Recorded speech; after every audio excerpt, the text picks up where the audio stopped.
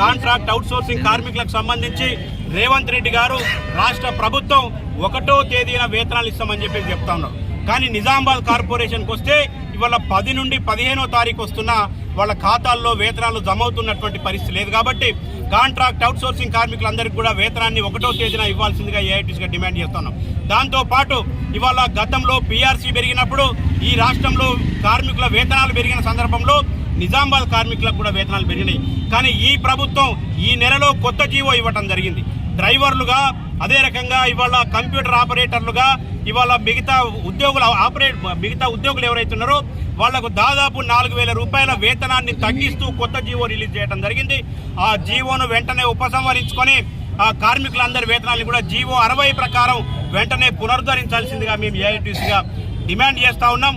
లేకపోతే ఎంతటి పోరాటానికైనా ఏఐటీసీ సిద్ధంగా ఉన్నదని చెప్పేసి ఈ సందర్భంగా అధికారులకు ప్రభుత్వానికి తెలియజేస్తూ ఉన్నాం.